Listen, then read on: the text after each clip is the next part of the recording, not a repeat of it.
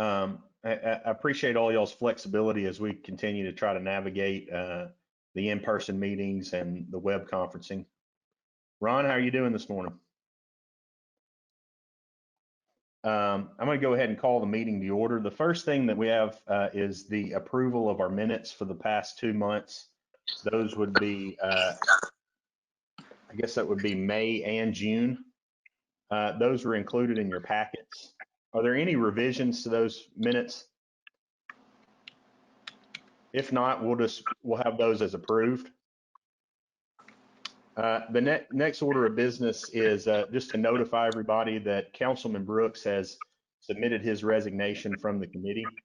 I've talked with Alex and with Mayor Conger. They're going to seek a replacement from the council for that position. As you know, this is comprised of 4 at-large community members and then 3 members of the council. So we'll go through our city council roster, and the mayor's office will make that recommendation to the city council for their approval.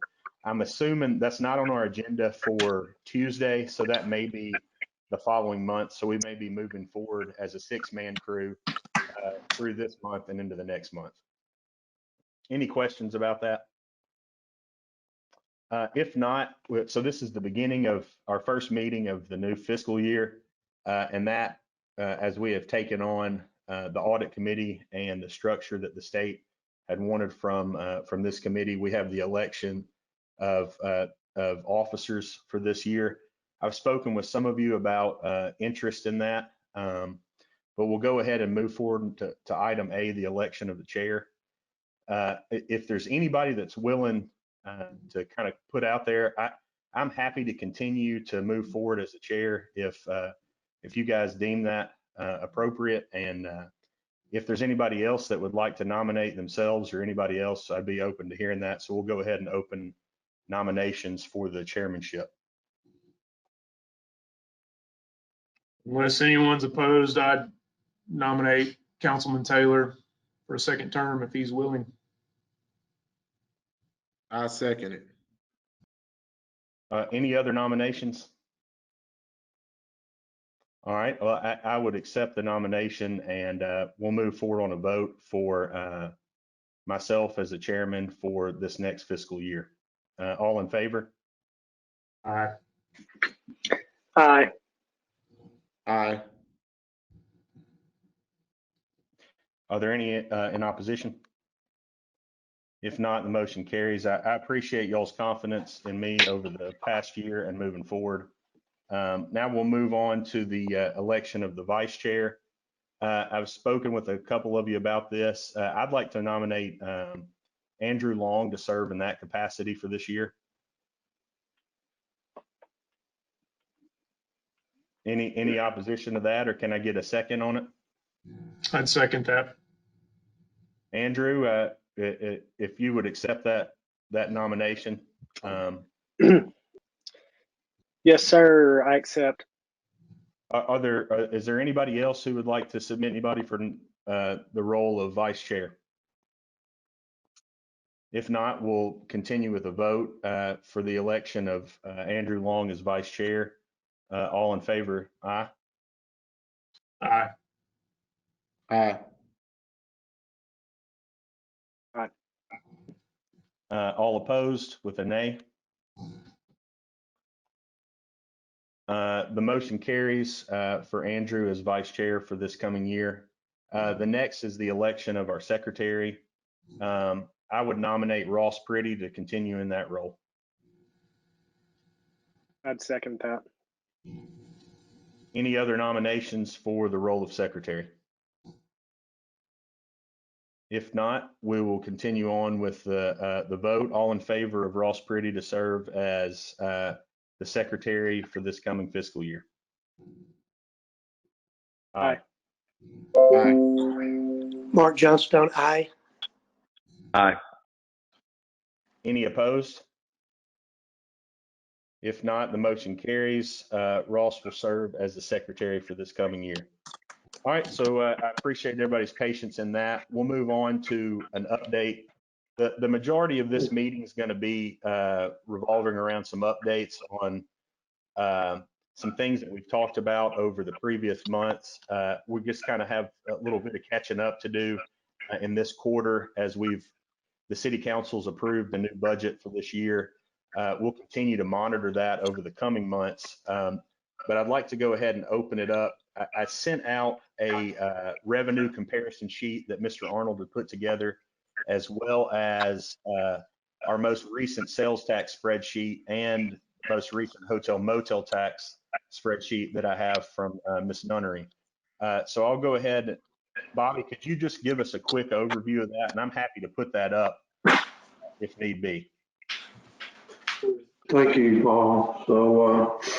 So far so good on our revenue projections for the last couple of months of FY20 and looking forward to FY21. What I did on a spreadsheet, I'm not sure, Paul, if that got emailed around. It did. Okay. I can just talk about it. Okay, I don't know. I don't have the ability to share my screen here. So Sure. everybody, the name of that file is Rare Comps. There we go. Sure. So I'll just speak to that spreadsheet. I took a look at local sales tax revenues and hotel motel tax revenues. Okay, there we have it. And what I did, I identified our FY19 actual revenues, then what we had projected or estimated for FY20. Basically, we had to do these estimates. I don't remember exactly when it was, but certainly May and June were estimates. And then I listed the FY20 actual totals for the year and the FY21 budget.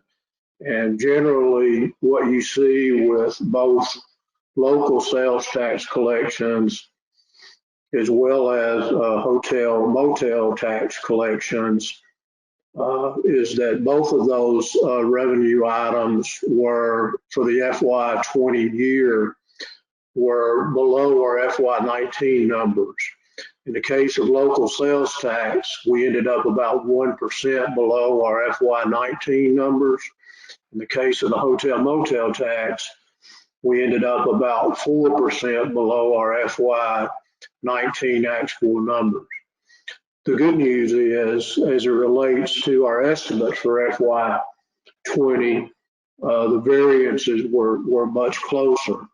On sales tax, our actual ended up being only, let's see, our estimate was 8% below FY19 in total, and we only ended up 1% below FY19 in total. In the case of the hotel motel tax, we had estimated to end the year 6% below the prior year, and we only ended up 4% below the prior year. To give you some feel for the month of May and June on sales tax, and these numbers are not on the spreadsheet that I sent you, but for our sales tax revenue in the month of June, which would have been for, let me do my math, May, April, so it would have been, let's say that would have been April's point of sale. We had estimated $1,190,000 in local sales tax revenue, and we ended up at $1,463,000. So we exceeded our estimate for May, and then for June. And if you look at July, we had estimated in July local sales tax of $1,204,000, and we ended up at $1,832,000. Actually, our sales tax revenues for July were actually slightly higher than they were for last July.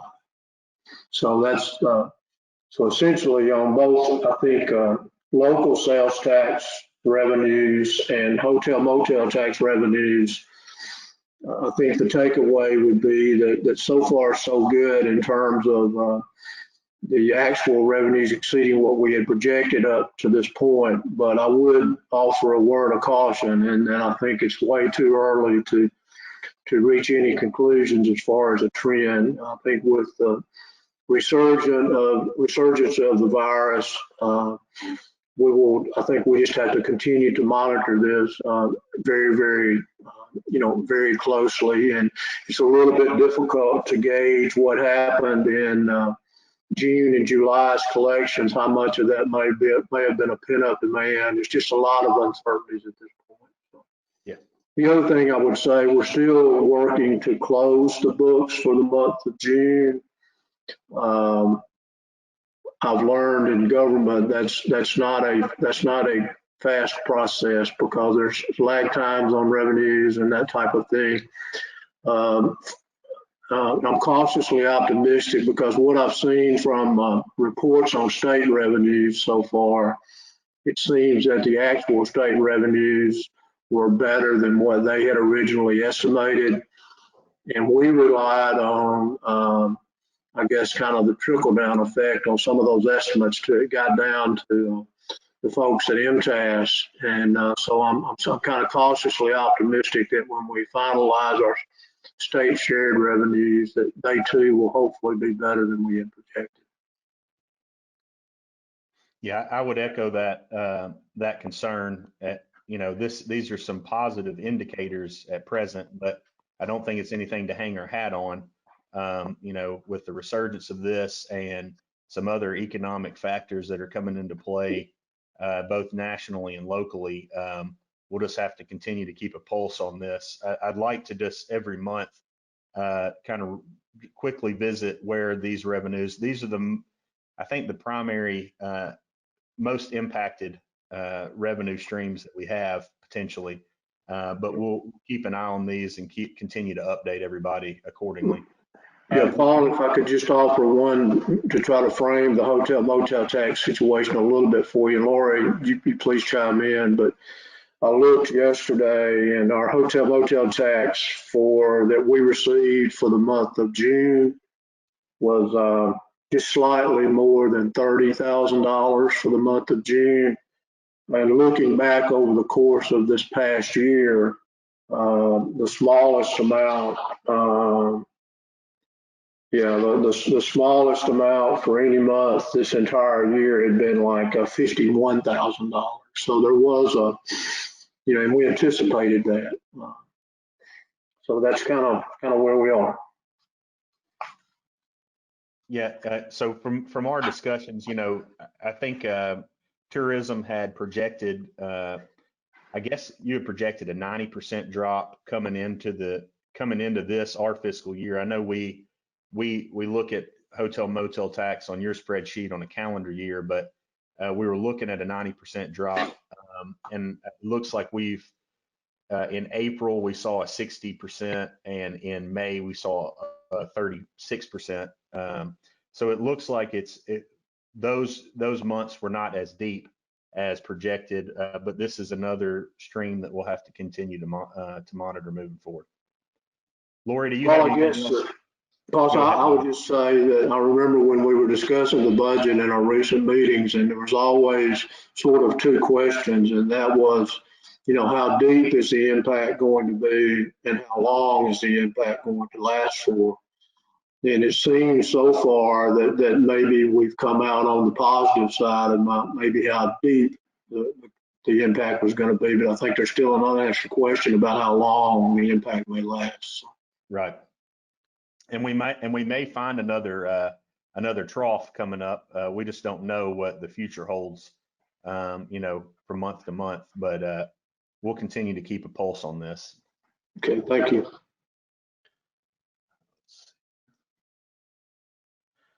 All right. One of the things that we had talked about at because of all this and the changing landscape month to month, day to day, we had talked about having some quarterly reviews on our budget as we move forward. Just trying to start some open conversation about that. I'd like us to get through July, August, and September and and in October at our meeting then, January, April, and then we may do kind of a pre-meeting June, July before we close the year out to kind of look at where those budgets are landing, both on the expense side and on the revenue side. As things change, we entered into this year with a budgeted deficit or a draw on our fund balance. If these positive indicators hold, then that may not be as significant as we once thought. But that again is something that I'd like us to look forward to and to work together towards getting those reports in October and January and April, especially, so that we can pivot if need be and change, go into a additional efficient manner, or if we have some additional, or if we can make up ground on our deficit, we'll be able to know that as well. Any comments on those quarterly reviews? Bobby, do you have anything to add to that? Nothing to add, and I certainly support the quarterly reviews, and we will do our best to have the best numbers we can at each of those quarterly reviews. That brings us on to item F, audit calendar discussion. And so last year we put together a budget calendar. We're going to revisit that again this year, but also since we've taken on the duties of the audit committee, we have a couple of things that we'll need to put on a calendar for that audit committee capacity as well. The first of those most likely will be meeting with our external auditor. And Bobby, can you refresh my memory? I think they start some of those pre-interviews in September. Yeah. Okay. Yeah, actually, Paul, that process is already started. They were on site for 3 or 4 days, basically at June 30th and the first 2 or 3 days of July, and did some preliminary work, primarily surrounding inventories. But they also started looking at budget amendments for the year and just some pre-field work. So they've already been on site had a team there for 3 or 4 days. They are scheduled to be back on site. I'm looking at my calendar now. I think it's the last full week of August. They are scheduled to be back on site with a full team, and that's when they'll do their field work. Okay. Usually that field work, with the full team is usually a 2 to 3 week process, and then they're off site again, and they continue to prepare the audit. And I have not had an opportunity to speak about their targeted date to complete, but I know ATA, just like other local accounting firms, they've got a very extensive quality review process that takes some period of time, and we are one of their larger municipal accounts. So I think historically they have been on over in the holidays, generally kind of after Thanksgiving, but they have to finish before Christmas. They have to finish and issue the statements before the end of the calendar year. So I can speak more with them about their specific timeline, but that's what I understand it to be.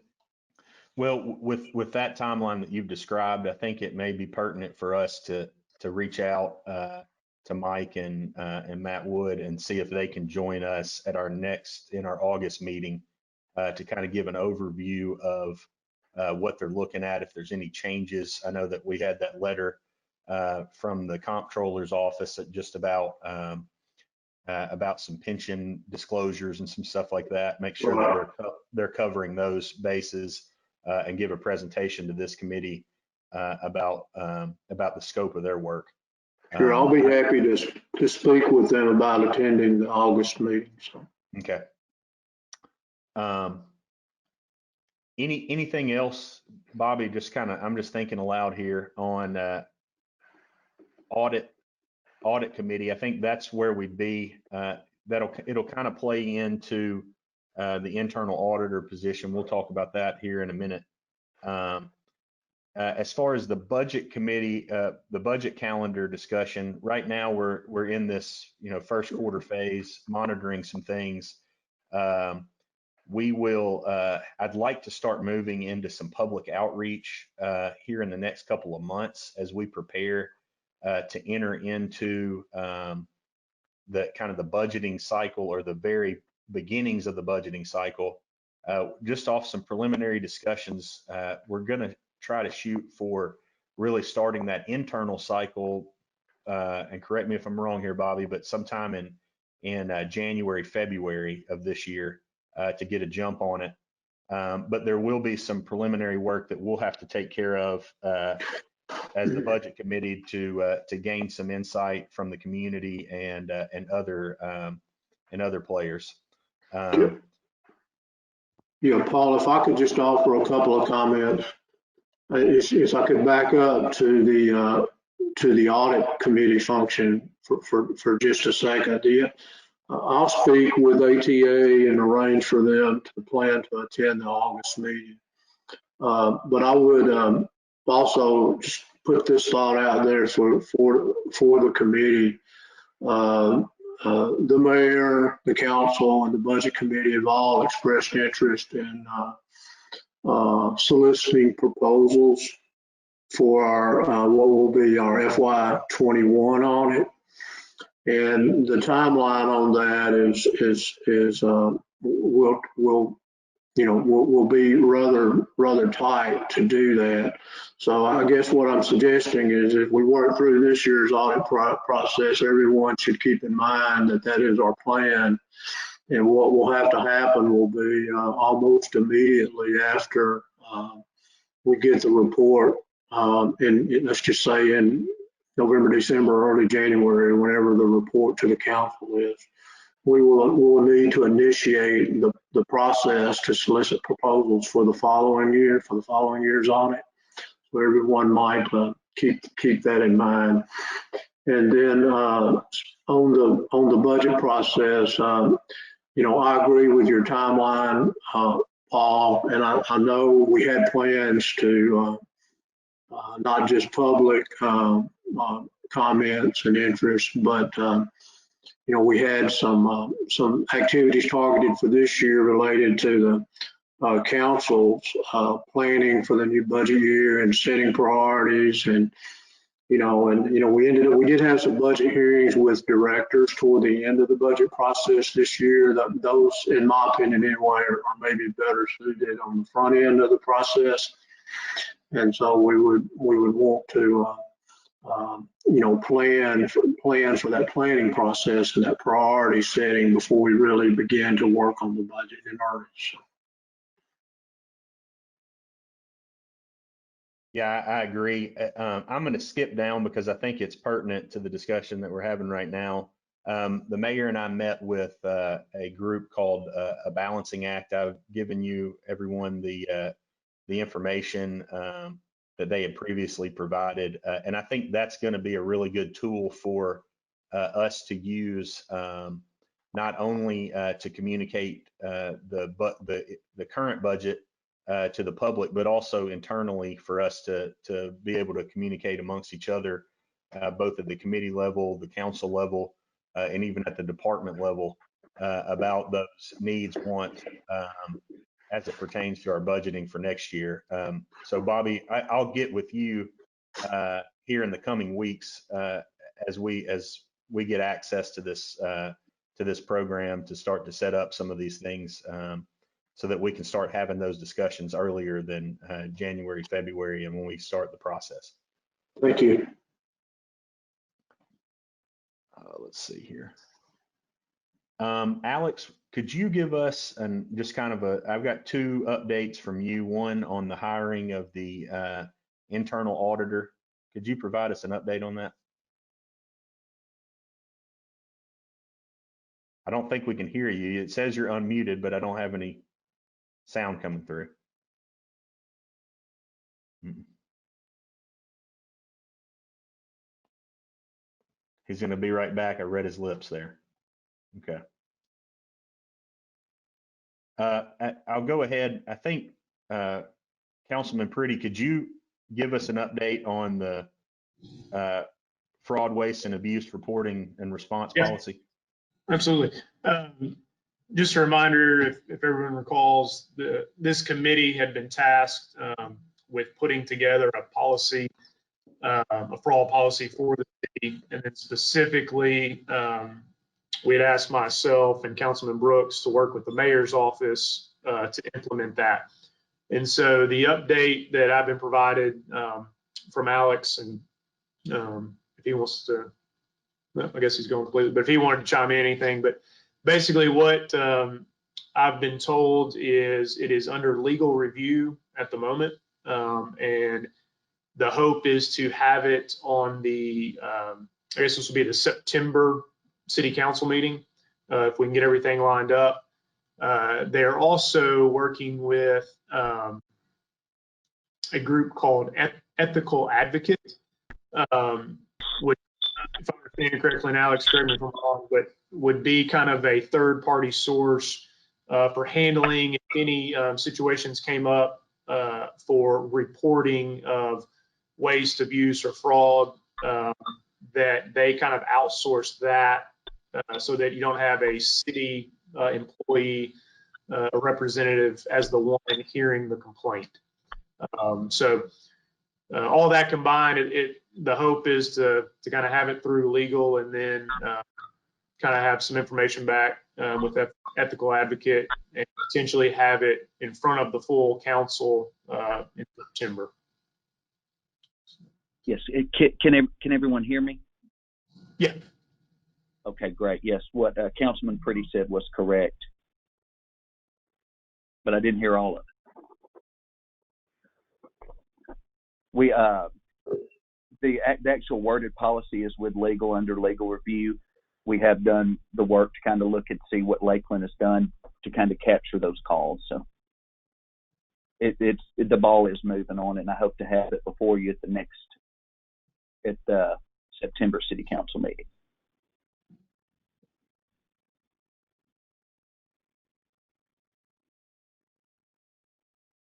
Any questions on any of that? I think it'd be good to get that in place, just to have that lined up, and it also creates, as a part of that policy, if there were a need to report any waste or abuse or fraud, we've got a clear, lined out path of how that would take place. So something that'll be good for us to get lined up there.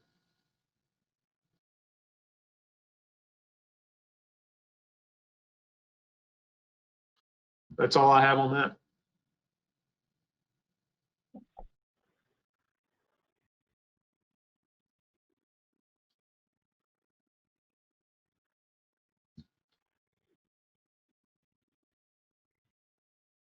Did we lose Paul?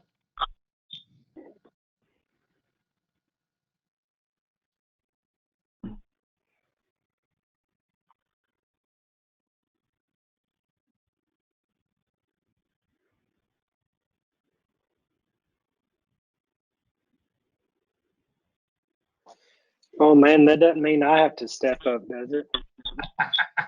That's right. You already accepted. You have been chosen. That's right. Hey, Oh, Paul has arrived. Alex, while we're waiting on Paul to get back on, do you want to give us an update on the hiring of the internal auditor? Yes, I'll be glad to. We originally had put out on our website that we were hiring for it. We got some great candidates in on that, and we interviewed them. We've actually put that back out in a more expansive process, not really to have anything to do with the interviewees, more to do with the interviewers. We're putting together a committee of people who are more minded towards the auditing things in the financial world, so that they may be better equipped to ask questions of an internal auditor than, let's say, myself. And so we've got that back out on the website. We've contacted some recruiting groups that are going to work to get us some candidates. And I hope to have something a little more substantive for the next meeting about it, maybe candidates, and kind of show you where we are. But we're kind of in that holding phase now while we're waiting for everything to kind of come in. Thank you for covering for me there, Andrew. You asked what you were going to be responsible for at this vice chair, and you didn't know throw you a curveball on the first day. But He's already taken over. I appreciate that. hey, Hey, thank you both. Paul, I'm just glad we didn't make it. I'm just glad we didn't make it to item J because I haven't been brought up to speed on anything since last meeting. So thanks for coming back. Well, I'll touch back on item J here. One of the goals that we had for this year was to communicate better with our constituents and with the citizens of Jackson about where our dollars are going. And so it's interesting. The mayor and myself had discussions about this. Man, it was going back before we were both elected about using software to be able to communicate this. And so we've moved forward with a group called a Balancing Act. I spoke about them earlier, and I'd invite you to go to their website and kind of check it out. They have some simulations that you can use, and it's going to give us the ability to kind of talk to the public and get their input on specifics about the budget.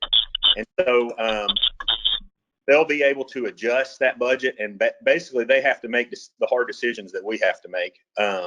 So it'll allow them to increase or decrease revenue items. It'll allow them to increase or decrease certain aspects of programming from across the city.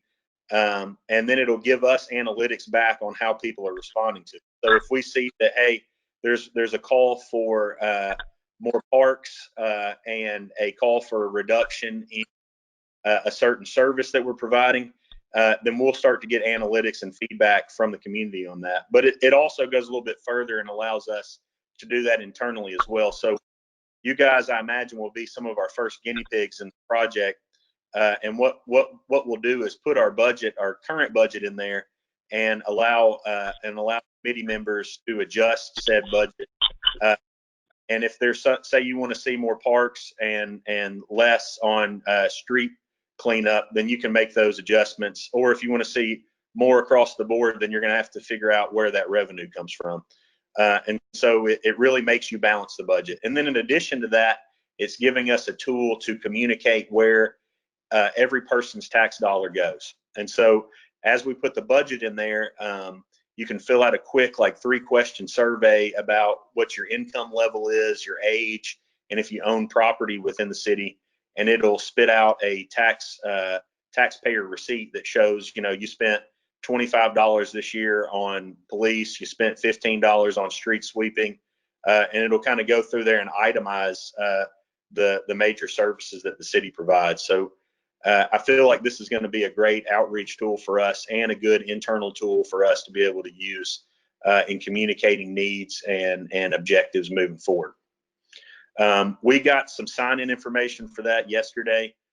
So I would imagine in the next, if not the next meeting, within the next two months, we'll have some stuff built out for us to play around with. That's all I've got for today. Is there any other business that we need to discuss?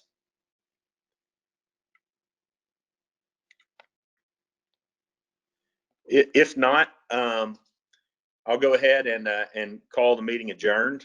Again, I appreciate everybody. This was a shorter meeting, but I appreciate everybody making the time to get on this web conference. And hopefully we can see each other in person soon.